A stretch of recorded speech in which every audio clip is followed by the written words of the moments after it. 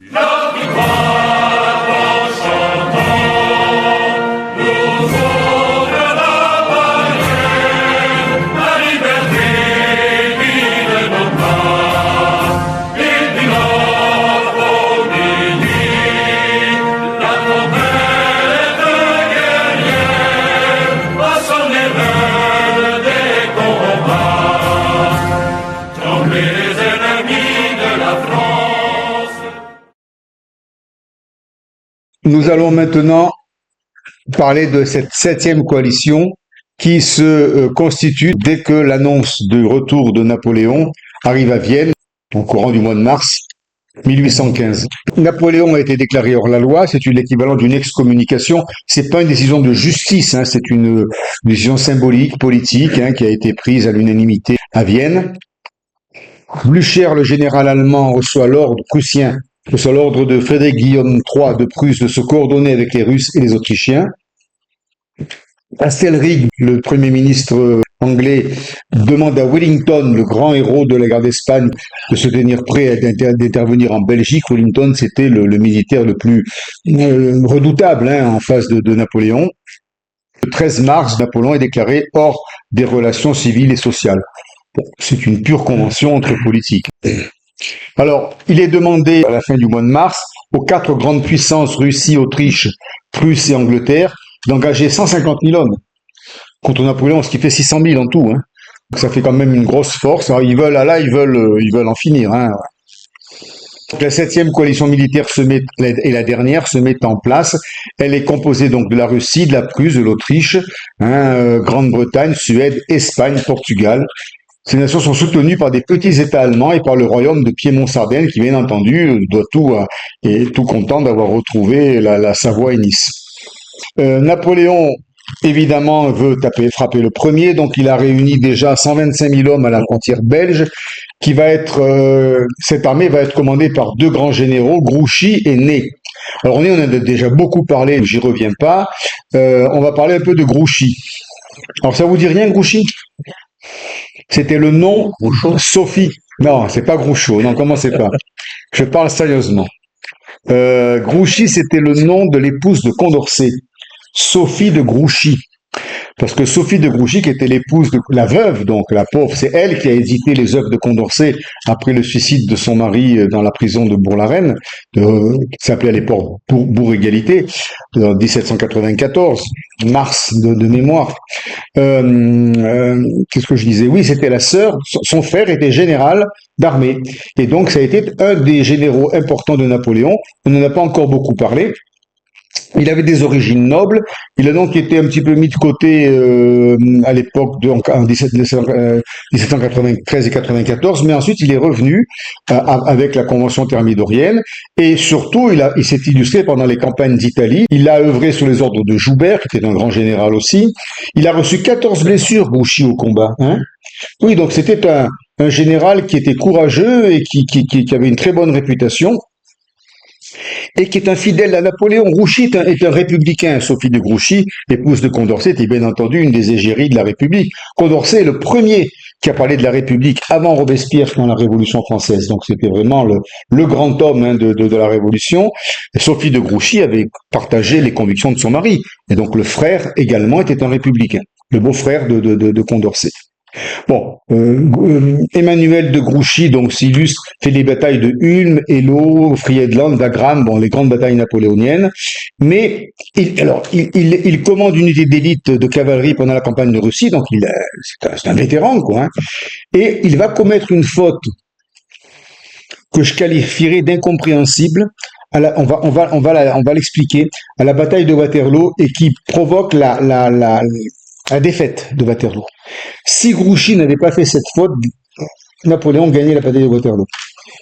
Et donc, il aurait peut-être pu rester souverain de la France. Ça s'est fait à peu de choses. Voilà un petit mot sur Grouchy. Alors maintenant, on va donc parler de la bataille de Waterloo. Donc là, vous avez le théâtre des opérations.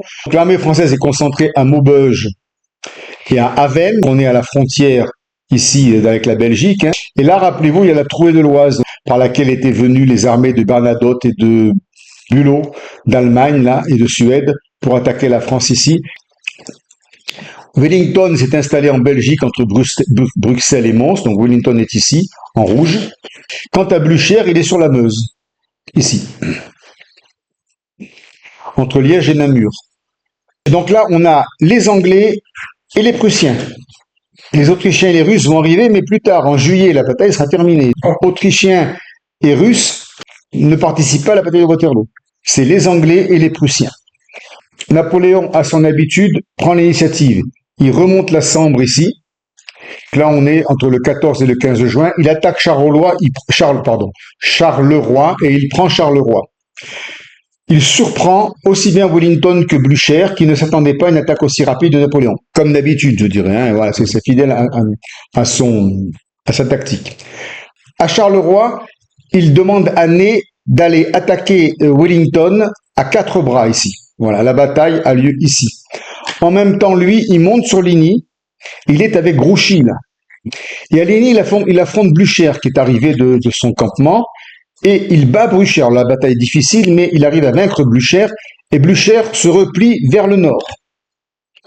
Et là, que fait Napoléon? Au lieu de poursuivre Blücher, il décide, parce que Napoléon, je pense qu'il se méfie surtout de Wellington. Et il se dit, je vais aller prêter main forte à Ney pour battre Wellington. Et comme Blücher a déjà été battu et qu'il recule, il demande à Grouchy de le poursuivre et de le contenir. L'ordre que Napoléon donne à Grouchy, c'est de dire, tu le suis. Alors, il ne savait pas si Blücher allait repartir dans la Meuse ou monter à Wavre, ici. Hein. Bon, tu le suis et tu l'empêches, coûte que coûte, de rejoindre Wellington. Ça veut dire que Napoléon se dit, moi, Wellington, j'en fais mon affaire. Avec Ney, on va le battre. Et il ne se trompait pas. C'est ce qui se passe. Blücher se replie sur Wavre. Grouchy le suit, mais le suit avec un certain retard. On verra les conséquences que ça a.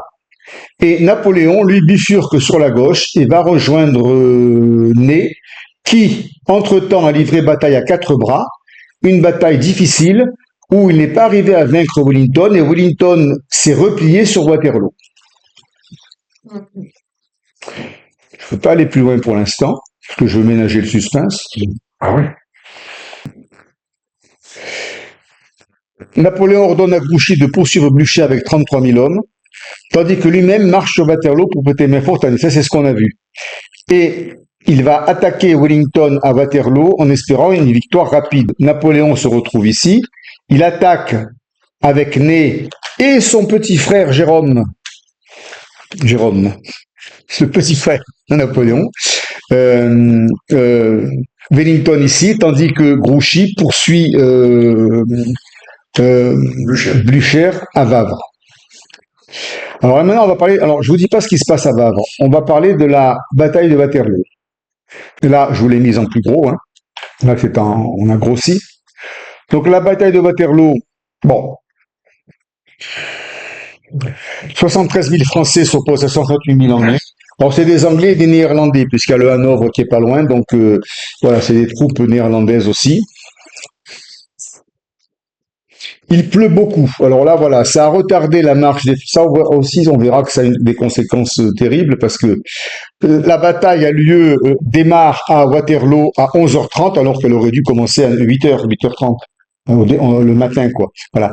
La marche a pris du retard et donc l'attaque de Wellington à Waterloo ici commence à 11h30. On a, alors Waterloo, le village est au nord. On a les Anglais qui sont retranchés ici sur des places fortes. Il y a les fermes fortifiées de Hougoumont et de la Haie Sainte qui sont des fermes fortifiées avec des enceintes qui permettent aux troupes de se positionner pour résister à une attaque. À gauche ici, il y a Jérôme Bonaparte qui commande un détachement et auquel à midi, donc tard dans la matinée, Napoléon donne ordre d'attaquer Hougoumont. Et il se trouve que Jérôme Bonaparte se heurte à une résistance farouche des Anglais. Là, il faut dire une chose, c'est que les Anglais de Wellington ont résisté d'une manière extraordinaire. On a parlé de Petit Verdun pour la bataille de Hougoumont. C'est-à-dire qu'il y a eu beaucoup de morts et les Anglais n'ont pas battu en retraite. Donc ça a été très dur. C'était pour faire une diversion. Jérôme attaque pour que le gros de l'armée vienne ici et ensuite attaquer au centre. Mais finalement, il y a une difficulté ici et la diversion ne fonctionne pas. Ensuite, un peu plus tard, 16 heures, donc Napoléon donne l'ordre à Ney d'attaquer au centre par des charges de cavalerie. Et là, on verra que Ney va se heurter aux lignes de tir de Wellington. On l'avait déjà vu dans la bataille d'Espagne, avec plusieurs lignes de tir. Wellington arrivait à stopper les attaques adverses, c'est-à-dire que les lignes tiraient les unes après les autres en se repliant, ça faisait un feu continu, le temps de réarmer le fusil, et donc ça stoppait les attaques d'infanterie ou de cavalerie. Là, c'est un peu ce qui se passe. Pardon, avant, à 13 heures, il y a une charge d'infanterie au centre sur la haie Sainte, parce que Napoléon veut forcer le passage ici. Et à la haie Sainte, c'est encore une petite ferme fortifiée. La charge d'infanterie ne trouve pas le dispositif anglais. D'où la charge de cavalerie de Ney sur ce côté-là. Et au moment où on peut penser que les Français allaient prendre l'avantage, à 16h30, qu'est-ce qui se passe à droite? Arrivent Blücher et Bülow. Alors que Napoléon était sûr que Blücher et Bülow étaient poursuivis, qui avaient déjà été vaincus, étaient poursuivis par Grouchy et qu'ils étaient contenus vers la Meuse ou autour de Wavre. Alors il ne comprend pas comment, en pleine bataille, alors qu'ils sont en train de prendre l'avantage, mais que c'est très dur parce que Wellington résiste d'une manière extraordinaire, parce qu'il faut reconnaître que Wellington était un militaire exceptionnel. Il se retrouve attaqué donc sur un deuxième front par l'arrière et par la droite. Là, Napoléon divise la garde impériale. La jeune garde est chargée d'aller contrer à la commune de Placenoy, ici, la charge de Blücher, alors que la vieille garde donne main forte au centre pour forcer les lignes anglaises. Et cette vieille garde, donc, qui est diminuée de la jeune garde, se heurte à un moment donné, grâce à un relief ici, à une ruse de Wellington. Wellington avait placé derrière une butte, derrière une crête, des forces vives. Il n'a pas engagé tout le monde dans la bataille. Il a laissé la vieille garde attaquer, et quand la vieille garde est arrivée en haut de la crête, qui croyait avoir gagné la position, ils sont retrouvés en face de lignes de tir qui les ont décimés. Et là, ils ont reculé. D'autant que ensuite, en bas, il y avait déjà l'attaque de Blücher et qu'il n'y avait pas de renfort qui venait de l'arrière.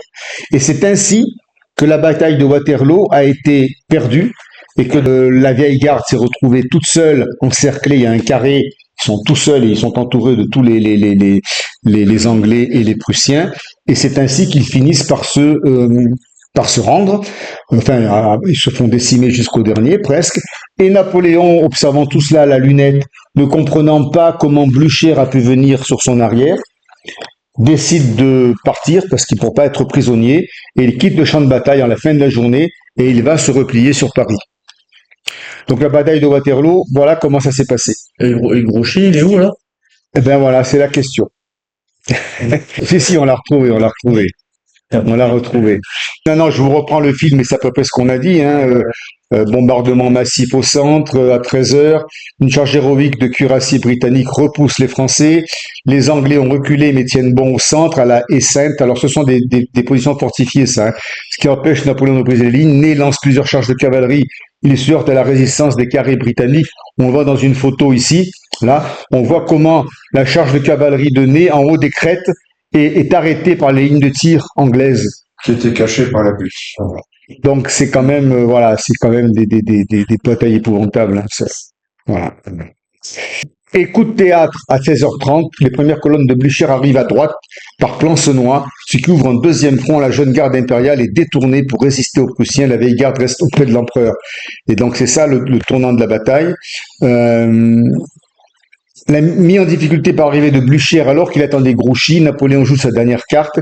Il fait marcher en colonne sa garde impériale, mais sans aucun soutien. Lorsqu'elle arrive sur la crête, elle croit avoir gagné la bataille, mais les troupes anglaises de réserve surgissent et ouvrent le feu à bout portant. Surprise, la garde impériale est obligée de reculer avant de céder, c'est la déroute. Voilà. En attendant le dernier moment, pour jeter toutes ses forces dans la bataille, Wellington a donné le coup de grâce à l'armée française.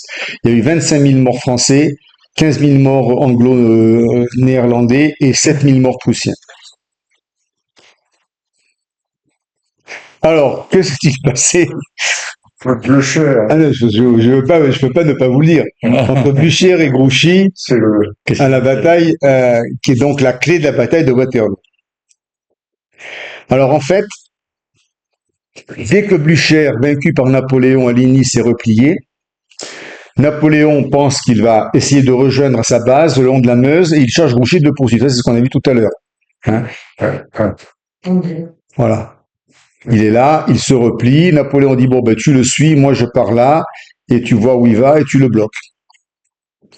C'était simple. C'était simple en théorie.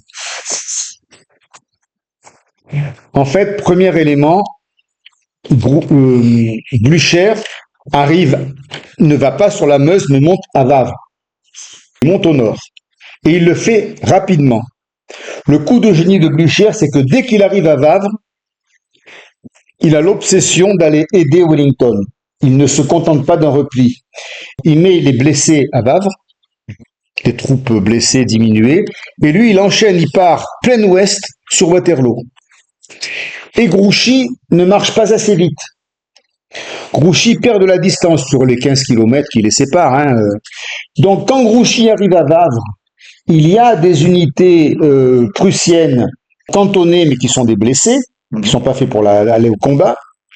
Lui, il pense l'armée prussienne est là. Qu'est-ce qu'il fait? Il ordonne le campement, il entoure la ville et il attend.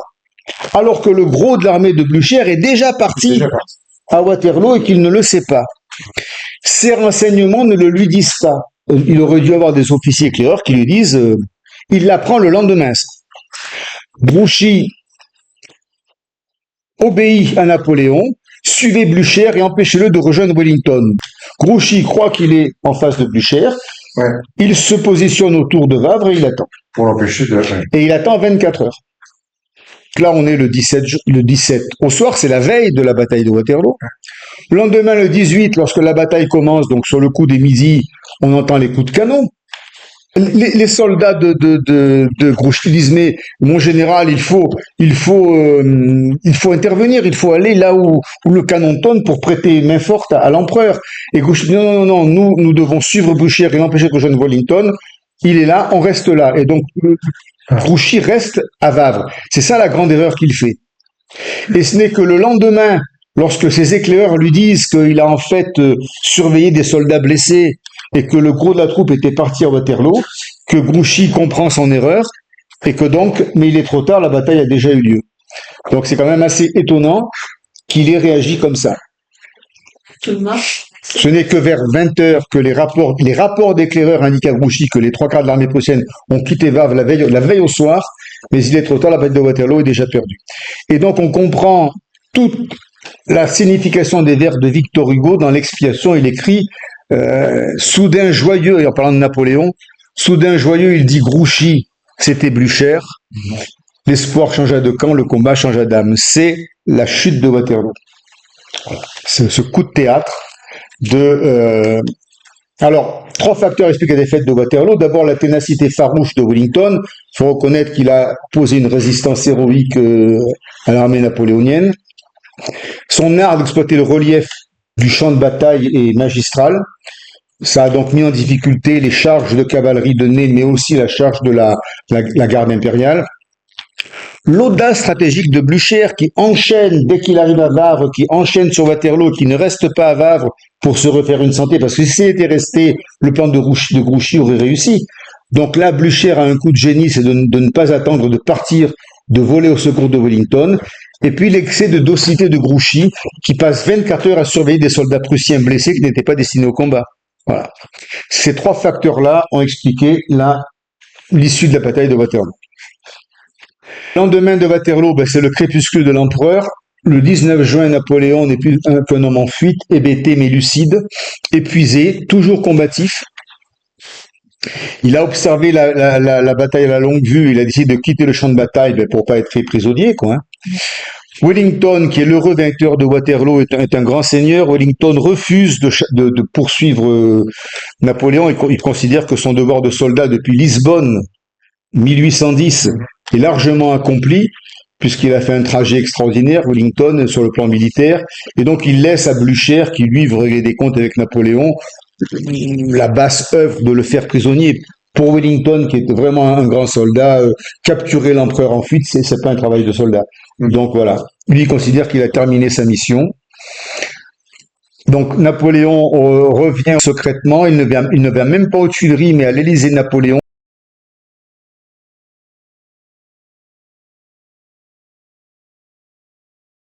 Il dit je n'ai plus d'armée, je n'ai plus de France, il ne me reste plus que du mépris. Et donc il comprend que il ne peut plus réagir. Fouché même négocie déjà son avenir avec Louis XVIII. Mais Fouché, il faut reconnaître que si Napoléon n'a pas été capturé à Paris à ce moment-là, c'est grâce à Fouché. Parce que Fouché exerce une résistance passive aux injonctions prussiennes et autrichiennes. Il surveille le quartier, il surveille Napoléon autant qu'il le protège. Fouché refuse d'arrêter Napoléon. Voilà. Et en fait, il va le laisser partir. Il est partagé, Fouché, bien entendu. Napoléon part à la Malmaison, ancienne résidence de Joséphine, il se recueille dans le souvenir, il se promène dans les jardins, il pense à Joséphine toujours, il consulte les journaux, il reçoit quelques amis, et là, le comte de Las Cases reste à ses côtés et deviendra son biographe, je l'ai mis sa photo ici. Napoléon pense un moment, alors on le sait parce que Las Cases a noté tout ce qu'il a entendu, il va aller jusqu'à Sainte-Hélène avec Napoléon. Napoléon pensait aller dans le Kentucky pour devenir éleveur ou cultivateur. Alors le Kentucky, c'était, je sais pas si vous vous souvenez des grandes plaines où cet imbécile de Buffalo Bill a tué tous les bisons là. C'était une partie le Kentucky. On parlait de l'herbe bleue tellement c'était de belles prairies d'herbe grasse. Voilà, donc c'était un État américain célèbre pour sa fertilité. Et Napoléon voulait le faire cultivateur. Il a eu cette idée dans la tête. Et de fait, il va essayer par on va le voir tout à l'heure, en allant à Rochefort, là, sur un bateau, il va essayer de partir aux États-Unis. Hein. Mais bon, il va pas y arriver. Donc la menace prussienne approche, Blücher claironne partout qu'il va faire fusiller Napoléon, Fouché joue un double jeu, il refuse de livrer Napoléon, et en même temps il permet la fuite de l'empereur, et Fouché dit qu'on ne versera pas une goutte de sang de plus. Donc il prend le prétexte de ne plus verser le sang pour ne pas arrêter Napoléon. Parce que bien entendu, il y aurait une résistance, il fallait encore tuer des gardes, etc. Donc Fouché refuse. Le 29 juin, Napoléon quitte la Malmaison. Il arrive à Rochefort entre le 2 et le 8 juillet sur un bateau pour partir aux États-Unis. Mais la baie est bloquée par les Anglais. La Royal Navy bloque toute sortie en mer. Et donc Napoléon va rester un mois sur le bateau sans pouvoir appareiller. Je vous ai mis une petite photo ici, vous voyez.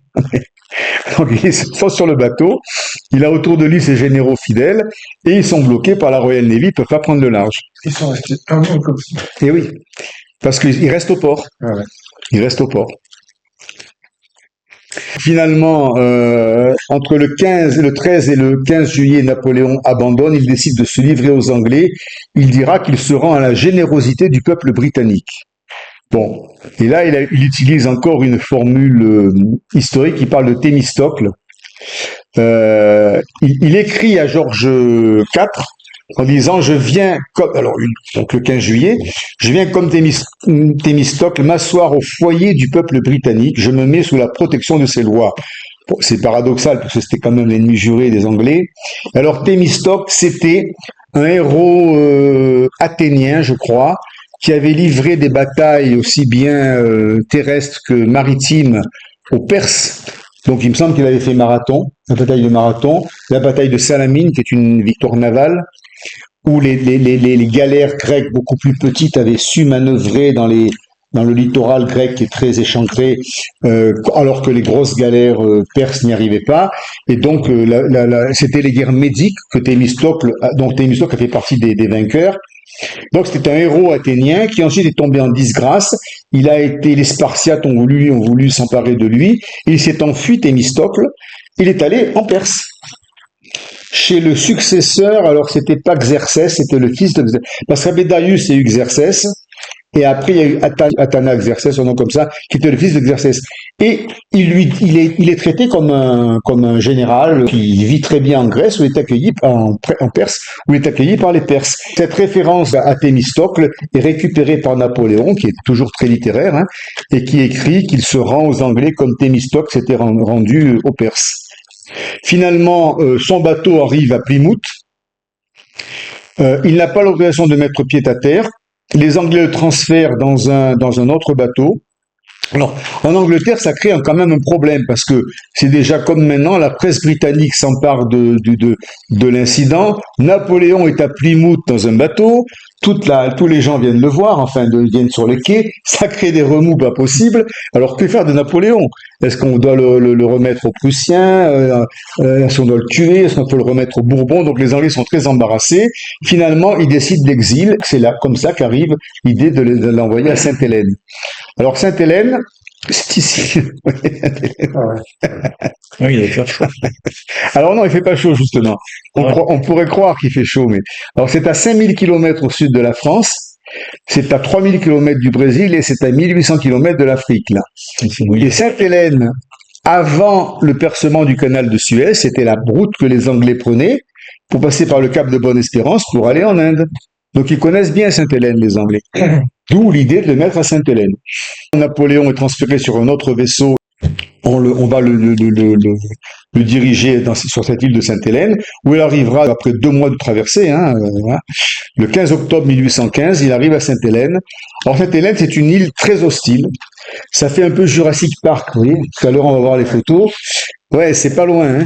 Voilà, donc c'est une île battue. D'abord, c'est un piton rocheux. Il n'y a pas de plage, il n'y a pas de palmiers. C'est un piton rocheux battu par les vents qui fait 122 km² de surface, une petite île, avec un point culminant à 800 mètres. Donc c'est une île haute, c'est des hauts plateaux. Et donc il fait froid. C'est une île forteresse, voilà, qui servait à l'époque aux intérêts anglais. Et la maison du gouverneur, de l'ancien gouverneur de Sainte-Hélène, s'appelait Longwood House. C'est la dernière demeure de Napoléon. On va voir quelques photos. Vous voyez, Sainte-Hélène, c'est ça. C'est beau, hein. Mais c'est beau vu d'avion, quoi. Parce que vous voyez, le littoral, on n'a pas intérêt à aller se baigner, là. C'est très sauvage. Là aussi, voilà, on sent que c'est hostile, hein. Alors voilà, alors la maison, belle, voilà. La maison c'est une maison qui est donc sur le plateau avec beaucoup de vent et d'humidité. Parce que paradoxalement, il y a les alizés, il y a beaucoup d'humidité. Il fait froid, il fait entre 12 et 20 degrés. Donc il fait jamais très chaud et il fait très humide. Alors en plus, la maison n'est pas apte pour accueillir la suite, parce qu'il y a quand même plusieurs personnes qui viennent avec leur famille. C'est un peu étroit et ça se passe pas bien. Voilà. Napoléon dira, alors là, bon, j'ai un peu anticipé, Sainte-Hélène, c'est la Sibérie de l'Angleterre. Longwood est un cloaque où l'on vit dans la moisissure. Bon, il est pas content, il est pas content. Bon, l'ambiance est lourde, étouffante, entre compagnons d'exil qui sont là par fidélité, les conditions de vie sont difficiles, des conflits éclatent. Bon, même Napoléon passe par des successions de fulgurances et d'apathie. Bon, voilà, et finalement, sa santé décline. Alors, entre-temps, on va parler après de ce qu'il a écrit, de son mémorial. Là, je vais au chronologique. Sa santé décline à partir de l'année 1820. Bon, on pense qu'il a eu un cancer de l'estomac. Donc, douleur à l'estomac, manque d'appétit, amaigrissement, nausées, fièvre, frisson, bref. Il dicte encore ses mémoires, mais finit par sombrer dans un épuisement définitif. Et le 5 mai 1821, Napoléon s'éteint, entouré de ses proches. Ses derniers mots auront été, d'après Las Cases, France, armée, Joséphine.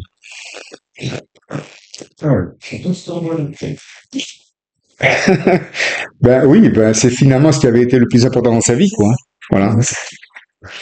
Voilà, France, armée, Joséphine. Alors, l'histoire n'est pas finie parce qu'en 1840, Louis-Philippe, qui veut rallier à sa cause, on va en parler de Louis-Philippe bientôt, les bonapartistes obtient le rapatriement des restes de Napoléon, on dira le retour des cendres. Ce sera l'occasion, le 15 décembre 1840 à Paris, d'un immense cortège qui va accueillir les dépouilles de l'empereur. Alors le cortège va passer sous l'Arc de Triomphe, porté par les derniers grognards encore vivants, il y en a encore quelques-uns, en larmes bien sûr. Et la foule est évacuée entre 500 000 et 1 million de personnes à une époque où à Paris il y avait 900 000 habitants. Donc on peut dire que le tout Paris est là, quoi. Tout le monde est allé porter l'empereur aux Invalides. Ça c'est Louis-Philippe. Et un peu plus tard, le neveu, Napoléon III, en 1858, demande aux Anglais que Long House, la maison, devienne propriété française. Et c'est pourquoi on a un petit drapeau français ici. Parce que maintenant, Long House, pas l'île, mais Long House, c'est propriété française, en souvenir de l'empereur. Voilà. Et je crois même que voilà, en 61, Napoléon III fit construire pour son oncle un tombeau monumental, semblable à celui des empereurs romains, et donc c'est le tombeau qu'on voit quand on va aux Invalides, dans le dôme des Invalides. Donc là, vous voyez l'enterrement de l'empereur, enfin le retour des cendres, donc d'un cortège monumental là, avec 20 chevaux, et puis la foule qui est derrière là-bas, qui passe sous l'Arc de Triomphe. Et puis voilà, dans le dôme des Invalides, le tombeau fait en 61 par Napoléon III. La rédaction du mémorial de Sainte-Hélène, bon, on va terminer là-dessus. En fait, ce qu'on sait peu de Napoléon, c'était un lecteur acharné. Toute sa vie, Napoléon a lu beaucoup. On se demande comment il a trouvé le temps. Mais enfin, c'était un homme de lettres, en fait. Hein. Il aurait peut-être dû le rester parce que ça aurait été aussi un autre talent à développer. Pendant 6 ans à Sainte-Hélène, il a le silence, la solitude, la lecture et l'écriture qui sont son univers. Il rédige avec Lascazès à partir de 1816, donc un an après être arrivé, ses mémoires. Il raconte tout et Lascazès écrit, et corrige un peu aussi. Il se présente comme l'héritier de 89, un réquisitoire contre les Bourbons, contre les royalistes, contre les Anglais. Il a une vision prophétique même. Il dit que il évoque l'avènement d'un empire moral, d'une unité européenne avec le suffrage universel. Donc il préfigure un peu l'Europe telle qu'elle voudra être, je dirais, après la Seconde Guerre mondiale. C'est-à-dire, l'Europe qui s'est toujours fait la guerre va devenir finalement un lieu où les nations ne se font plus la guerre. Bon.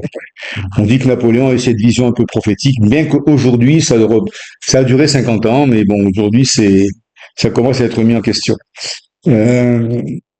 Alors, lecteur boulimique, Napoléon a fait venir à Sainte-Hélène 2000 volumes. Hein.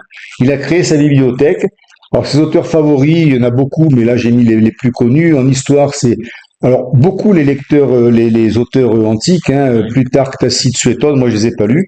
Ensuite, Montesquieu et Voltaire. Alors en littérature, il aime beaucoup les classiques, Racine, Corneille, Molière. Il lit Shakespeare, mais il l'aime pas, il le trouve touffu, compliqué, il n'a pas la clarté des classiques, il a la richesse psychologique, mais il n'a pas la clarté des classiques français. Et il aime Goethe, et Goethe d'ailleurs qui a rencontré Napoléon à Erfurt en 1808, hein, dans la grande rencontre d'Erfurt, a été surpris par l'érudition de l'empereur, et Goethe a dit, mais Napoléon est celui qui a le mieux compris mes œuvres. Il avait écrit, Goethe, son héros, c'était le jeune romantique, qui est le héros, qui est un peu l'incarnation de Goethe jeune. Je me souviens plus du prénom, je l'avais sur le bout de la langue tout à l'heure. Et donc, Napoléon parle de ce héros à Goethe, et Goethe dit, mais il a tout compris. Et il semble avoir été... C'est pas Werther. C'est le jeune Werther. Voilà, le jeune Werther. Merci Jacques. Le jeune Werther. Et donc, apparemment, Napoléon avait lu Goethe et l'avait compris dans le détail. Donc, voilà. C'était donc un homme qui avait une sensibilité littéraire assez forte. Ces philosophes, bon, c'est Rousseau, Machiavel, Adam Smith et Condorcet. Alors là, on retrouve, c'est intéressant parce que Rousseau, on l'a vu, c'est le père de la Révolution française, c'est la souveraineté du peuple, et c'est le contrat social. Donc, on peut dire que la Déclaration des droits de l'homme est quand même d'inspiration rousseauiste, hein, en partie, pas totalement, mais en partie. Bon, Machiavel, je le connais peu, je commente pas, c'est l'homme le génie politique peut-être. Adam Smith, c'est le libéralisme, c'est-à-dire comme Napoléon. Alors, Napoléon n'était pas un libéral sur le plan économique, hein, mais enfin, c'était Adam Smith, c'est celui qui a théorisé la liberté économique, dont les Anglais se sont beaucoup inspirés par la suite. Hein. Bien que Napoléon était un mercantiliste, on l'a vu, il n'était pas un libéral sur le plan économique. Condorcet, donc, après, c'est l'esprit de la Révolution de 89-90. Voilà. Napoléon lisait, il a noté ses lectures au crayon, c'est-à-dire sur ses livres, on voyait tout ce qu'il avait écrit pour mieux retenir. Donc il lisait d'une manière très approfondie. Il aimait particulièrement César comme modèle politique, Alexandre comme stratège et Washington comme père de nouvel ordre mondial. Il avait quelque part une admiration de la démocratie aussi. Enfin, c'est mal exprimé dans sa vie, mais bon, il a admiré les grands démocrates. Donc là, en l'occurrence, Condorcet et Washington, hein, c'est évident. Alors que peut-on dire en conclusion? Moi, les conclusions sont personnelles sur Napoléon. Il y a des polémiques bon, ici, là, on peut voir la solitude de l'empereur à Sainte-Hélène. Ça, c'est une photo, mais qui reprend certainement très fidèle à ce qu'a été la réalité. Il est seul en face dans la grisaille. l'horizon, vous voyez, qui est très flou. Et puis voilà, donc ça exprime bien sa fin de vie à Sainte-Hélène. Moi, ma conclusion, c'est que, bon, alors il y a des querelles entre historiens pro et anti-napoléoniens. Il y a des historiens qui font l'apologie de Napoléon, d'autres qui font le contraire. Hein, bon, donc, bon, moi là-dessus, je prends. Hein, les deux ont des arguments. Hein. Bon, moi là-dessus, je prends pas parti. Mais alors, ce que j'écris, hein, c'est un seul mot de manière incontestable, peut-être associé à Napoléon Ier, c'est la grandeur. La persistance du bonapartisme tout au long du XIXe siècle exprime la nostalgie du peuple, de la grandeur parmi le peuple. C'est-à-dire, pourquoi il y a eu des bonapartistes? Parce que le peuple français a eu la nostalgie de la grandeur. Ça, c'est une réalité sociologique, je dirais. Aujourd'hui, je fais vraiment une parenthèse, et puis, mais vraiment une parenthèse, aujourd'hui, Vladimir Fedorovski, l'auteur russe qui a été diplomate pendant très longtemps, en 90, donc de la Russie après l'Union soviétique, écrit qu'en Russie, le peuple russe est majoritairement nostalgique de Staline, parce que le peuple russe a oublié le goulag, c'est pas moi qui le dis, c'est Fedorovski, et que le peuple russe se souvient que sous Staline, la Russie était grande, même soviétique, et que donc elle tenait la dragée haute à l'Occident, et que le peuple russe est nostalgique de cette période, qu'aujourd'hui ils se sentent humiliés par l'Occident. Et que Poutine est la résurgence de Staline, donc ça va loin. On utilise cette image pour faire comprendre qu'il y a eu des bonapartistes qui, au-delà des guerres et des effectivement que Napoléon a provoquées, ont la nostalgie de la grandeur. Moi, c'est ce que je retiens. Je ne dis pas que je l'approuve, je dis qu'il faut en avoir conscience. Une grandeur nationale en plus de 200 ans en France, si on cherche, eh bien, c'est Clémenceau et De Gaulle qui les ont incarnés, après Napoléon. Dans l'histoire de France, il n'y a pas eu beaucoup d'exemples autres, qui quand même ne viennent pas à l'esprit. Donc la principale leçon qu'il faut retenir de Napoléon Ier, c'est que la France a son fonctionnement démocratique, à sa diversité, à ses principes républicains, à son héritage culturel, à ses valeurs de solidarité, au fonctionnement de ses institutions, à sa diplomatie, la France doit toujours associer un objectif de grandeur. C'est la leçon de Napoléon. C'est ce que je retiens de Napoléon. Voilà. Après, chacun réfléchit, lit et médite à sa façon. Merci et à bientôt.